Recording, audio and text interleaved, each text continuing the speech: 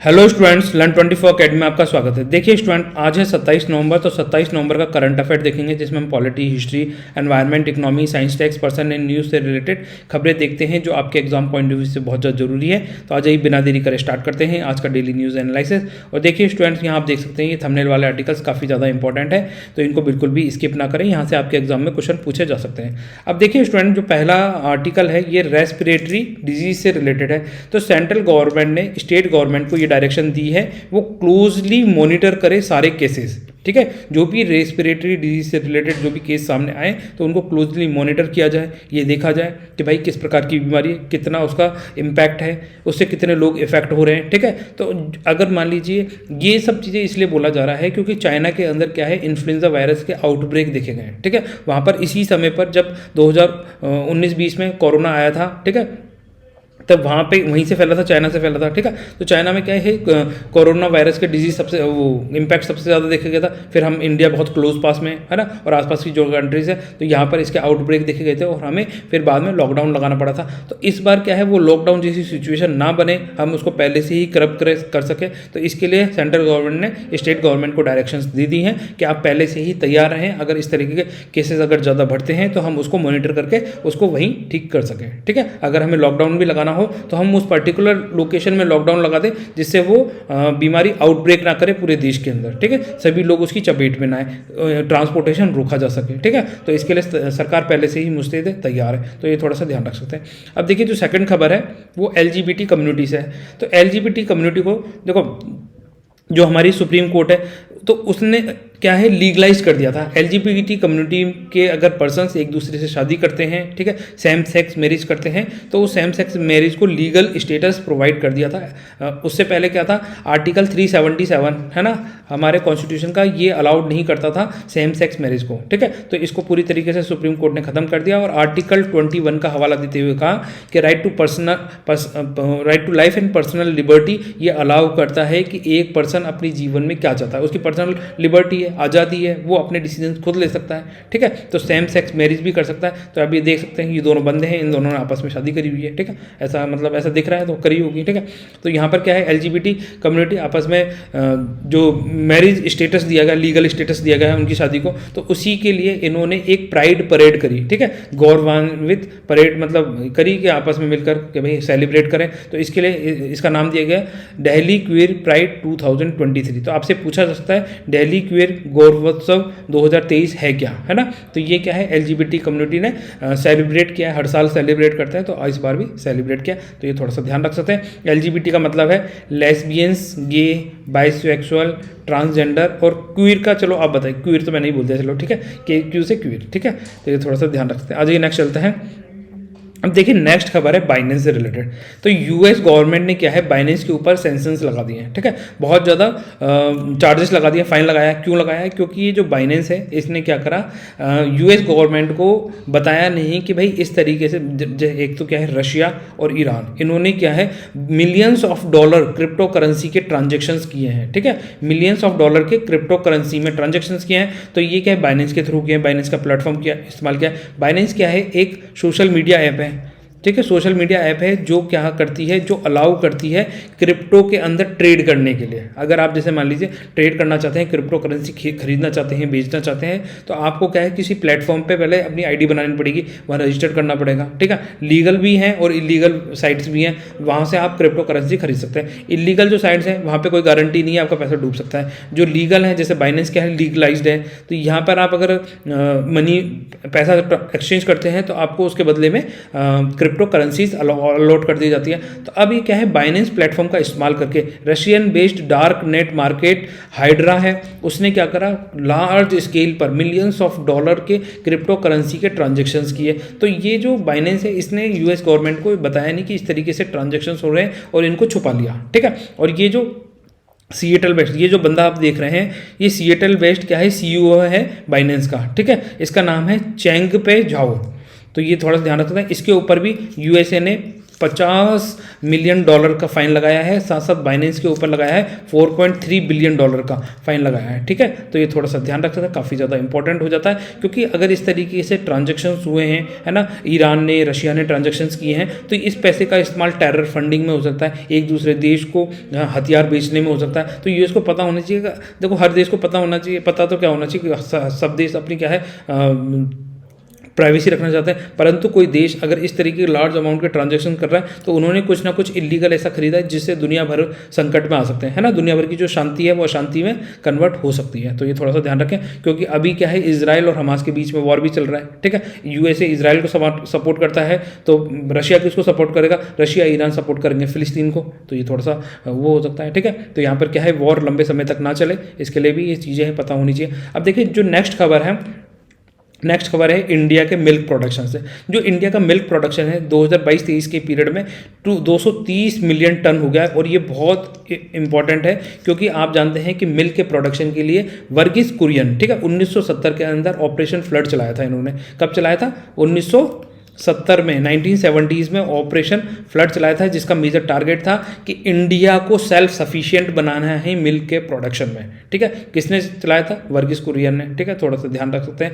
तो अब क्या है, ये अब इंडिया क्या है, मिल्क में सरप्लस हो गया है और बहुत लार्ज स्केल पे मिल्क का प्रोडक्शन कर रहा है। तो 230 मिलियन टन हमारे जो मिल्क का प्रोडक्शन हुआ है, और इसमें इजाफा हुआ है कितना, 22.8% का इजाफा हुआ है पिछली बार से। ठीक है, 2018-19 के फिगर से अगर देखा जाए तो 22.5% से ज़्यादा हमने मिल्क का प्रोडक्शन में ग्रोथ करी है। ये थोड़ा सा ध्यान रख सकते हैं। इसके अलावा जो मोस्ट इंपॉर्टेंट है, लार्जेस्ट स्टेट कौन सा है इंडिया में मिल्क की प्रोडक्शन में, तो उत्तर प्रदेश। ठीक है, यूपी, और यूपी के पास है राजस्थान। ठीक है, तो पहले नंबर पे है, फर्स्ट तो यूपी है, ठीक है, और सेकंड नंबर पे है राजस्थान। ये थोड़ा सा ध्यान रख सकते हैं, मिल्क के प्रोडक्शन में पहला नंबर किसका है, उत्तर प्रदेश का है, और दूसरा नंबर किसका है, राजस्थान का है। तो ये थोड़ा सा ध्यान रख सकते हैं। ठीक है, तो यूपी का शेयर कितना है, 15.7% है, और राजस्थान का 14.4% है, करीब करीब 1.3% का ही डिफरेंस है दोनों में मिल्क प्रोडक्शन में। अजय अब देखिए तीसरी खबर, नेक्स्ट खबर। तो देखिए नेक्स्ट खबर है बिहार से।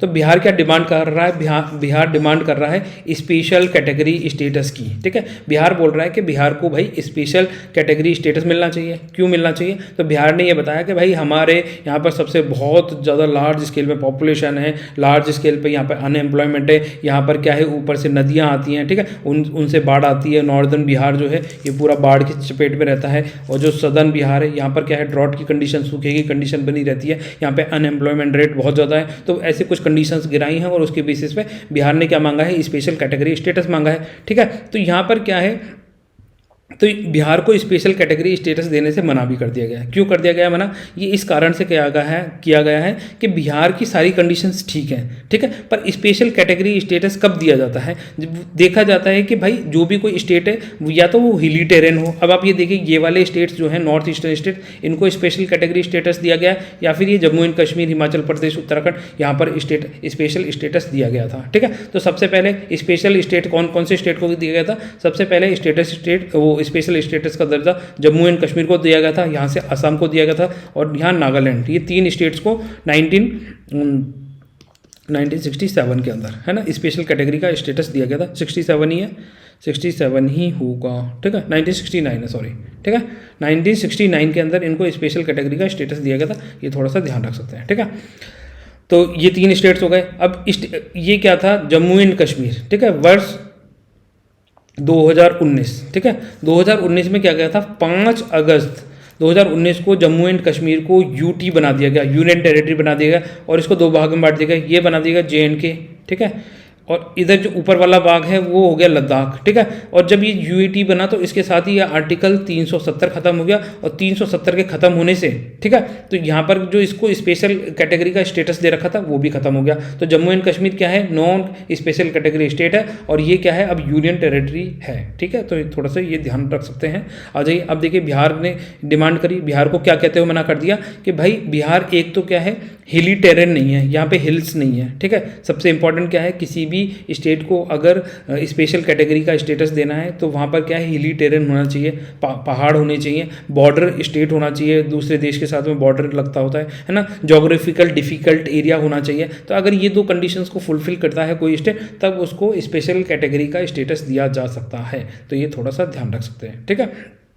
सोशल इकोनॉमिक डिसएडवांटेज हो, जोग्राफिकली क्या है, वो बहुत ज़्यादा डिफ़िकल्टीज फेस कर रहा हो और उसके डेवलपमेंट का भी स्टेटस बहुत ज़्यादा लो हो, तो उसको स्पेशल कैटेगरी का स्टेटस दिया जा सकता है। कुछ कंडीशन तो बिहार फुलफिल कर रहा है, पर सारी कंडीशन फुलफिल नहीं कर रहा, और मेजर तो दो नहीं कर रहा है, एक तो हिली स्टेट नहीं है, एक बॉर्डर स्टेट नहीं है, ये जोग्राफिकल डिफ़िकल्टीज नहीं है बिहार के अंदर, तो इस बेसिस पे इसको डिनाई कर रहे हैं, ठीक है, कि बिहार को स्पेशल कैटेगरी का स्टेटस नहीं दिया जा सकता है। आ जाइए नेक्स्ट चलते हैं।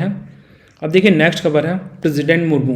प्रेसिडेंट मुर्मू ने क्या कहा है, जो ऑल इंडिया जुडिशियल सर्विसेज है, ठीक है, तो ये लॉन्च करनी चाहिए। अभी जैसे मान लीजिए जुडिशियल सर्विस देखेंगे, जैसे Rajasthan judicial service, Uttar Pradesh judicial service, Himachal सबकी जुडिशियल सर्विस अलग अलग है, तो ये सब क्या है, ऑल इंडिया जुडिशियल सर्विस होनी चाहिए। जैसे ऑल इंडिया सिविल सर्विसेज है, आईसीज है, ठीक है, तो आईएएस की पोस्ट होती है, ऑल इंडिया होती है ना, तो यहाँ पर न्यू दिल्ली बेस्ड यूपीएससी क्या है, एग्जाम कराता है आईएएस का, और उसके बाद में पूरे इंडिया के अंदर सर्व करते हैं जो यहाँ से सेलेक्ट होते हैं। इसी तरीके से ऑल इंडिया जुडिशियल सर्विस होनी चाहिए, और यहाँ का मतलब सब पूरे इंडिया से यहाँ पे रिप्रेजेंटेशन होना चाहिए, और कोई भी बंदा कहीं भी जाके सर्व कर सके, ठीक है। इस तरीके से जुडिशियल सर्विस के अंदर भी रिफॉर्म होना चाहिए। ऑल इंडिया टीचर सर्विस भी इसी तरीके से होनी चाहिए। तो ये जरूरी है, एक भारत देश एक देश वन जॉब, इस तरीके से लेकर आना चाहिए, ठीक है। तो ये द्रौपदी मुर्मू ने कहा है कि जिस तरीके से ऑल इंडिया सिविल सर्विसेज होती हैं, उसी तरीके से ऑल इंडिया जुडिशियल सर्विस आनी चाहिए, और जो इंडियन पीपुल्स हैं उनका रिप्रेजेंटेशन इक्वली होना चाहिए सब जगह से। ऐसा नहीं है कि एक बंदा एक ही जगह के, जैसे नॉर्थ इंडिया के वो नॉर्थ इंडिया में रिप्रेजेंट कर रहे हैं, साउथ इंडिया के साउथ इंडिया में रिप्रेजेंट कर रहे हैं, कोई भी कहीं से आया और वो कहीं भी रिप्रेजेंट करे, जिससे क्या होगा, यूनिफॉर्मिटी बढ़ेगी, ठीक है, देश में एक रूपता आएगी। और अब देखिए स्टूडेंट्स, नेक्स्ट हमारा आर्टिकल है यहाँ से कि जो हमारे प्राइम मिनिस्टर हैं मोदी, वो क्या है, वर्ल्ड क्लाइमेट एक्शन समिट में पार्टिसिपेट करने दुबई जाएंगे। तो ये जो कौन से नंबर की है, 28 नंबर की CEO कॉन्फ्रेंस ऑफ पार्टी होने जा रही है, ठीक है, क्लाइमेट चेंज के ऊपर। तो ये जो COP28 हो रही है, इससे पहले क्या था, वर्ष 2015 के अंदर पेरिस समिट हुई थी। पेरिस समिट का ये टारगेट था कि जो वर्ल्ड दुनिया का जो टेम्परेचर बढ़ रहा है ना, जो इस सदी का जो टेम्परेचर है, हम उसे करब करने की कोशिश करेंगे 2 डिग्री सेंटीग्रेड तक, इसके नीचे कोशिश करेंगे, और अगर हो सका तो हम इसे 1.5 डिग्री सेंटीग्रेड तक ही करब करने की कोशिश करेंगे, इसके अंदर ही टेम्परेचर बढ़े। तो इसके लिए हमने लेवल लिया था प्री इंडस्ट्रियल लेवल, 1850 से लेकर 1900 का लेवल, ठीक है। 1850 में जो टेम्परेचर था उससे देखा जाएगा कि 1.5 डिग्री या 2 डिग्री तक ही हम इस सदी का जो टेम्परेचर है वो करब करने की कोशिश करेंगे। अब देखो क्यों करना चाहते हैं, क्योंकि देखो जिस तरीके से क्लाइमेट चेंज हो रहा है ना, ग्लोबल वार्मिंग इफेक्ट हो रहा है। ग्लोबल वार्मिंग इफेक्ट क्या है कि हमारे जो दुनिया भर का टेम्परेचर है वो बढ़ रहा है, उसके बढ़ने से क्या होगा, हमारे जो ग्लेशियर्स हैं वो पिघल जाएंगे, उनके पिघलने से क्या होगा, ओशियन लेवल राइज कर जाएगा।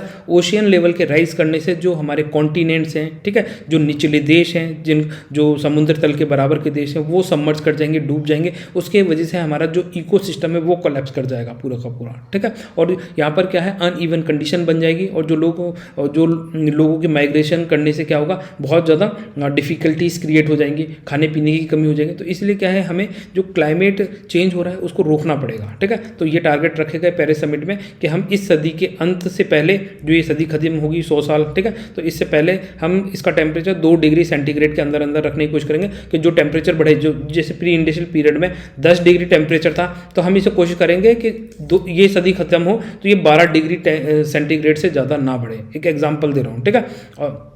और कोशिश हो सकी तो 11.5 डिग्री टेम्परेचर तक ही करब करने की कोशिश करेंगे, मतलब 1.5 डिग्री ही टेम्परेचर बढ़ने देंगे। तो प्री इंडस्ट्रियल लेवल कौन सा, जैसे एक एग्जांपल लेके 10 हमने डिग्री टेम्परेचर लिया, इस तरीके से ये मान के चलें, ठीक है। तो अब क्या होगा, हमारे जो मोदी जी यहाँ पर वर्ल्ड समिट में जाएंगे तो ये भी कुछ लेके जाएंगे, ये भी कुछ अपने साथ प्लान्स लेके जाएंगे। तो इन्होंने क्या कहा, हम पंचमित्र को अप्लाई करेंगे, ठीक है। तो 5 स्पेसिफिक टारगेट्स बताए, जिसका नाम इन्होंने क्या दिया, मोदी जी ने पंचमित्र नाम दिया। तो 5 मित्र कौन कौन से, पहला है कि हम वर्ष 2070 तक हम क्या कर देंगे, हमारा जो देश है नेट ज़ीरो एमिशन, ठीक है। तो हमारा क्या टारगेट रहेगा, नेट जीरो एमिशन करेंगे, कार्बन न्यूट्रल देश बनाने की कोशिश करेंगे, जितना हम कार्बन का उत्सर्जन कर रहे हैं उतना ही उसको क्रब कर लेंगे, ठीक है।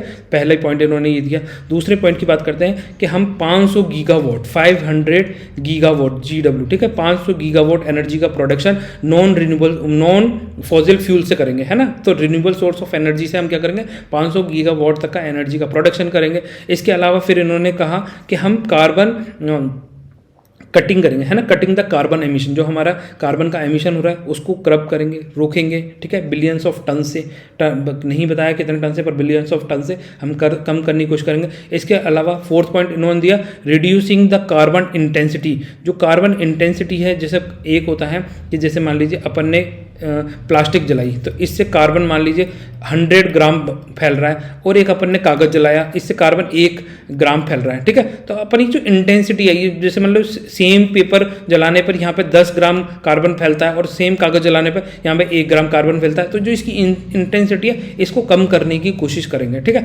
छठी बात इन्होंने ये कही कि जो हमारे टारगेट्स हैं, ठीक है, इकोनॉमिकल टारगेट्स हैं, उसमें हम क्या करेंगे 50% तक, 50% तक क्या करेंगे हम रिन्यूएबल सोर्स ऑफ एनर्जी से एनर्जी की रिक्वायरमेंट फुलफिल करने की कोशिश करेंगे बाय द ईयर 2030 तक। जो हमारी जो एनर्जी की रिक्वायरमेंट है उसका 50% हम किससे प्राप्त करने की कोशिश करेंगे, रिन्यूएबल सोर्स ऑफ एनर्जी से। तो ये पंचमित्र का टारगेट लेके जा रहे हैं मोदी जी, तो ये थोड़ा ध्यान रखें, यहाँ से एग्जाम में क्वेश्चन पूछा जा सकता है। और ये जो बिल्डिंग है, इस बिल्डिंग का चलिए नाम बताइए, कमेंट सेक्शन में लिखें। दुबई के अंदर है, बहुत ऊंची बिल्डिंग है, बताओ इसका नाम क्या है, ठीक है, बी से नाम शुरू होता है, बताओ चलो, ठीक है।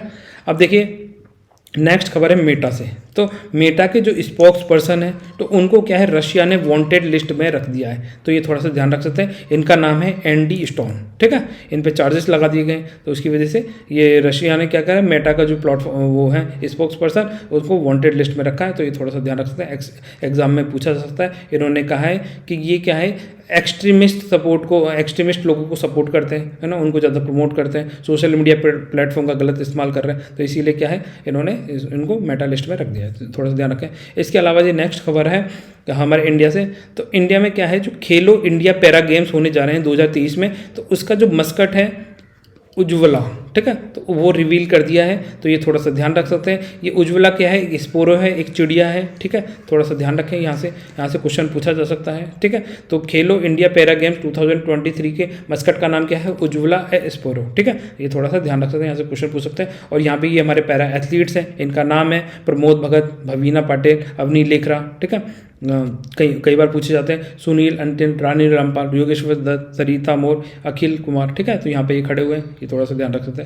अजय नेक्स्ट चलते हैं। तो देखिए आज के लेक्चर में बस इतना ही। अगर आपको वीडियो पसंद आता है तो वीडियो को लाइक कर दीजिए और चैनल को सब्सक्राइब कर लीजिए। जाते जाते आपसे पूछते हैं एक क्वेश्चन होमवर्क का, बताइए, एक क्वेश्चन होमवर्क का है, ये क्वेश्चन आपको आंसर बताना है, ठीक है।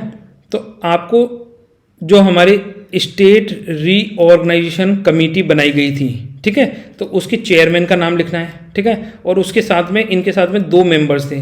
फर्स्ट स्टेट रीऑर्गेनाइजेशन जो कमेटी बनाई गई थी उसमें उनके चेयरमैन का नाम बताना है और उनके साथ में उनके मेंबर्स का नाम लिखना है। तो फिर स्टूडेंट मिलता है नेक्स्ट लेक्चर में, तब तक के लिए बाय। आप सब लोग खुश रहें, अपना ध्यान रखें, ठीक है।